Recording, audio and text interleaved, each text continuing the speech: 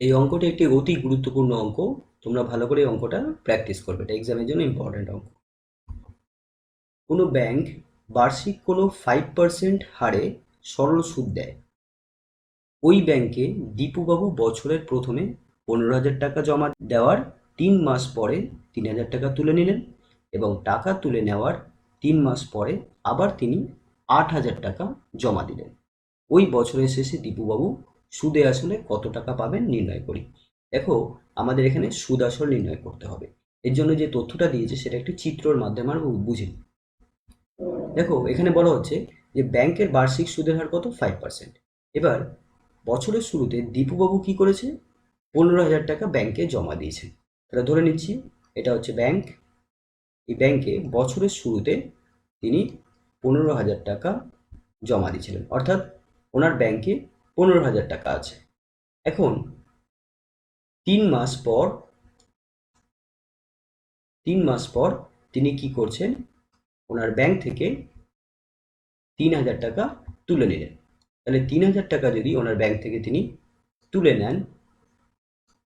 নেন তাহলে কি হবে, ওনার ব্যাংকে কত পড়ে থাকবে, 12,000 টাকা পড়ে থাকবে। এবার তুলে নেওয়ার পরে 3 মাস পরে আবার তিনি 8,000 টাকা জমা দিলেন। মানে 3 মাস পর তিনি 3,000 টাকা তুলে নেওয়ার পর যে 12,000 টাকা থাকলো, এই 12,000 টাকা তিনি কি করছিলেন, ব্যাংকে আরও 3 মাস রেখেছেন। এবার এই 3 মাস পর মানে আরও 3 মাস অতিক্রম করার পর তিনি ব্যাংকে গিয়ে আবার কি করেছেন, আরও 8,000 টাকা ব্যাংকে জমা দিয়েছিলেন। 8,000 টাকা ব্যাংকে জমা দিয়েছিলেন। তাহলে কি হলো, এখানে 3 মাস পর ওনার ব্যাংকে 12,000 টাকা ছিল, আরও 3 মাস পর যখন 8,000 টাকা ব্যাংকে রাখা হচ্ছে, তাহলে ওনার 6 মাস পর ব্যাংকে কত টাকা থাকলো, 20,000 টাকা থাকলো। 12,000 টাকা ছিল 3 মাস পর, আরও 3 মাস পর যদি 8,000 টাকা জমা দেয় তাহলে 12,000 প্লাস 8,000 অর্থাৎ 20,000 টাকা ওনার ব্যাংকে এখন আছে। এইবার বছরের মধ্যে 6 মাস অতিক্রম করে গেছে, তাহলে আর ক মাস থাকলো, আর 6 মাস থাকলো। তাহলে এই 6 মাস দেখা যাবে যে ব্যাংক তাকে 20,000 টাকার উপর সুদ দেবে।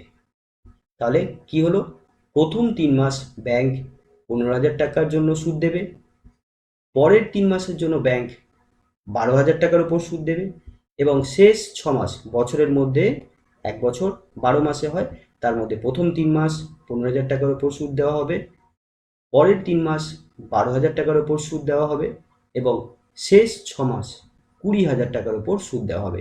সুদ সবসময় আসলের উপর দেওয়া হয়। তাহলে আমাকে দেখতে হবে ব্যাংকে বিভিন্ন সময়ে কত টাকা করে আসল আছে সেটা আমাদের দেখতে হবে। তাহলে বছরের শুরুতে 15,000 টাকা দেওয়া হয়েছিল, 3 মাস কোনো রকমভাবে পরিবর্তন করা হয়নি, তাহলে ওনার 3 মাস ব্যাংকে 15,000 টাকা ছিল। সুতরাং 3 মাসের জন্য ব্যাংক 15,000 টাকার উপর সুদ দেবে। আর 3 মাস পর যখন 3,000 টাকা তুলে নেবে, তাহলে ওনার ব্যাংকে পড়ে থাকবে মূলধন 12,000 টাকা। তাহলে এই 12,000 টাকা পরের 3 মাস পর্যন্ত থাকবে, কারণ পরের 3 মাসের পরে তিনি 8,000 টাকা যোগ করেছিলেন। সুতরাং পরের 3 মাস মানে প্রথম 3 মাসের পরের 3 মাস 12,000 টাকার উপরে ব্যাংক সুদ দেবে, এবং শেষ বছরের মধ্যে যে বাকি 6 মাস থাকলো সেই 6 মাস ওনার ব্যাংকে 20,000 টাকা থাকবে। তাহলে শেষ 6 মাস ব্যাংক 20,000 টাকার উপর সুদ দেবে। এখন এখানের সুদটা আমরা যদি ধরে নিই I1, এই সুদটা যদি আমরা ধরে নিই I2, আর শেষ 6 মাসের সুদটা যদি ধরে নিই I3। এখন এই তিনটে ক্ষেত্রে আমরা যে সুদটা পেলাম I1, I2 এবং I3, এই তিনটে সুদের পরিমাণ যোগ করে তার অবশেষে ব্যাংকে মোট 20,000 টাকা আছে। এই 20,000 টাকাটা তার সর্বশেষ হচ্ছে আসল বা মূলধনের পরিমাণ। এই মূলধনের সাথে এই তিনটে সুদের পরিমাণ আমরা যদি যোগ করি তাহলে আমরা পেয়ে যাব দীপুবাবুর 1 বছরের শেষে সুদে আসলে তিনি কত টাকা পাবেন। সুতরাং সুদ আসল যেটা আমাদের নির্ণয় করতে হবে সেটা হবে 20,000 টাকা plus I1 plus I2 plus I3। এই তিনটে পরিমাণ আমরা বার করে 20,000-এর সাথে যোগ করে দিলেই আমরা পেয়ে যাব আমাদের উত্তর। তাহলে চলো এবার দেখা যাক কিভাবে আমরা বার করি I1, I2 এবং I3। দেখো, I1 মানে সুদ, এবং সুদ বার করার ক্ষেত্রে আমরা সূত্র জানি কি, I = P × T × R/100। তাহলে যখন আমরা I1 বার করব, অর্থাৎ প্রথম 3 মাসের সুদ বার করব, তখন পি অর্থাৎ আসলের পরিমাণ আমরা লিখব 15,000 টাকা। টি 3 মাস মানে কত বছর, এখানে সবসময় আমরা টিটা বছরে বসাবো।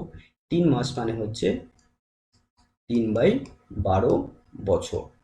মাস থেকে বছরে নিয়ে যেতে গেলে আমরা সবসময় মাসের সংখ্যাকে 12 দিয়ে ভাগ করব। এখানে 3 মাস আছে, তাহলে 3 মাস মানে কত বছর, 3/12 বছর। তাহলে প্রথম 3 মাস অর্থাৎ 3/12 বছর, 3/12 বছর মানে 1/4 বছর। তাহলে 1/4 বছরের জন্য আমরা সুদ বার করবো, যেটা হচ্ছে I1। তাহলে প্রথম 3 মাসের জন্য অর্থাৎ 1/4 বছরের জন্য সুদ কত হবে, P into T into R by 100, যেখানে পি হচ্ছে 15,000 টাকা, টি হচ্ছে 1/4 আর আর হচ্ছে 5%। প্রতিটি ক্ষেত্রে আর হচ্ছে 5%। তাহলে এখানে 5, এখানে ক্যালকুলেশন করে I1 পাবো। I2 এর ক্ষেত্রে আমরা কি করব, I2 ইকুয়ালস টু আমরা লিখবো P into T into R divided by 100। I2 হচ্ছে প্রথম 3 মাসের যে পরের 3 মাস আসছে সেই 3 মাসের সুদ, এবং এই 3 মাসের জন্য ব্যাংক 12,000 টাকার উপর সুদ দেবে। সুতরাং I2 অর্থাৎ দ্বিতীয় 3 মাসের জন্য যখন আমরা সুদ বার করব, সেক্ষেত্রে আসল আমরা ধরবো 12,000 টাকা, অর্থাৎ পি এর মান হবে 12,000, টি হবে 3 মাস অর্থাৎ 1/4 বছর, আর আর হবে 5%। তাহলে আর এর মান 5। আর পরের 6 মাস অর্থাৎ 6 মাসের যে সুদ হচ্ছে I3 বার করার জন্য আমরা আসল অর্থাৎ পি এর মান ধরবো 20,000, আর এর মান ধরবো 5, এবং টি এর মান ধরবো 6 মাস। 6 মাস মানে হচ্ছে 1/2 বছর, অর্থাৎ অর্ধেক বছর। 6 মাস মানে অর্ধেক বছর। কি করে আসলো, 6 মাস মানে 6 ইন্টু 1/12 বা 6/12, অর্থাৎ 1/2 বছর।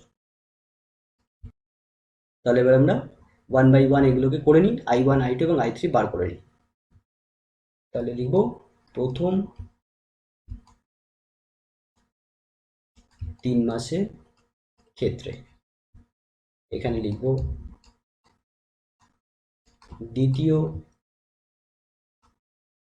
3 মাসের ক্ষেত্রে, আর এখানে লিখব শেষ 6 মাসের ক্ষেত্রে। তাহলে প্রথম 3 মাসের ক্ষেত্রে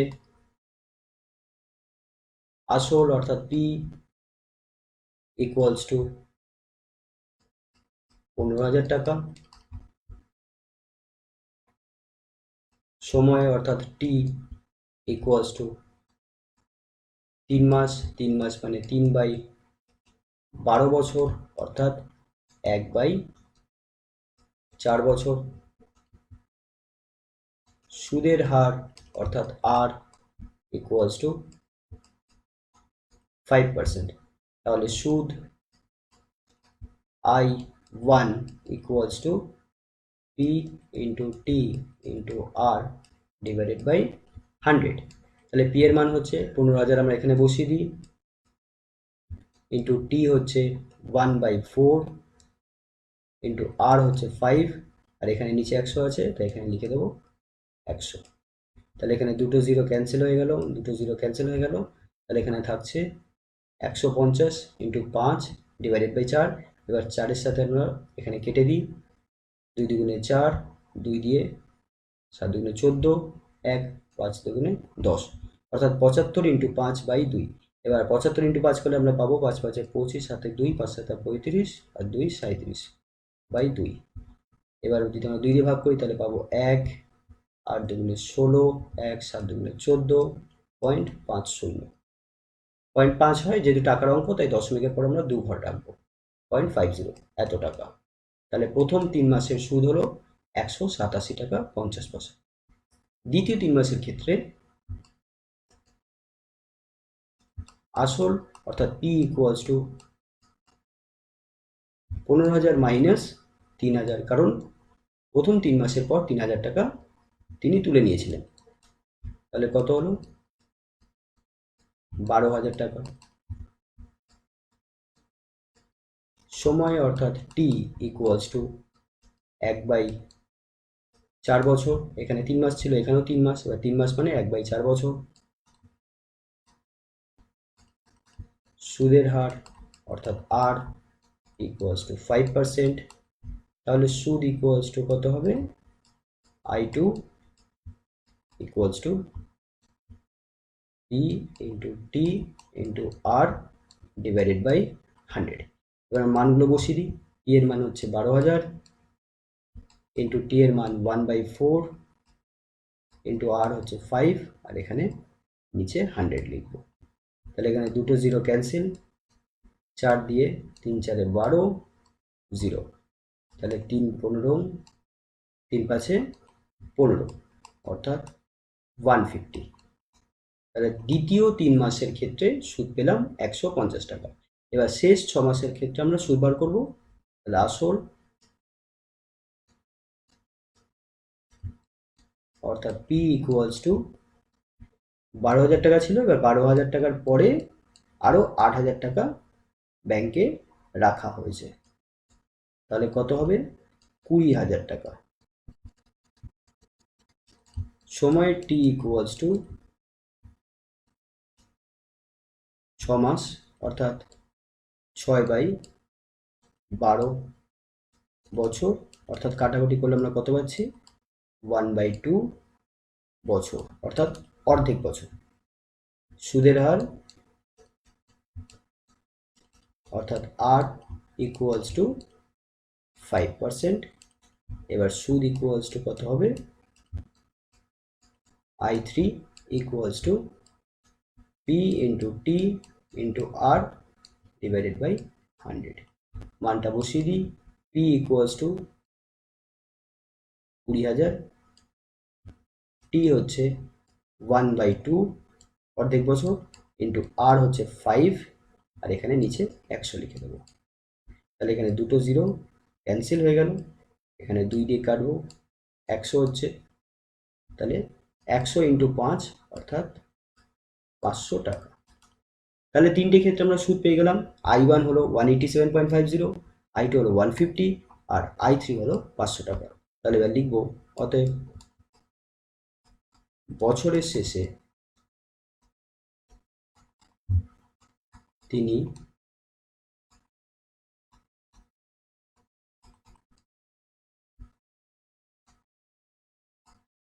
সুদ আসল হিসাবে পাবেন সমান সমান, প্রকৃতপক্ষে ওনার ব্যাংকে এখন আসল হিসাবে 20,000 টাকা আছে, আর বাকিটা হচ্ছে সুদ। তাহলে 20,000-এর সাথে এই তিনটে সুদের পরিমাণ আমরা যোগ করে দেবো। তাহলে 20,000 প্লাস 187.5 প্লাস 150 প্লাস 500, এত টাকা। এবার আমরা এটা যোগ করব।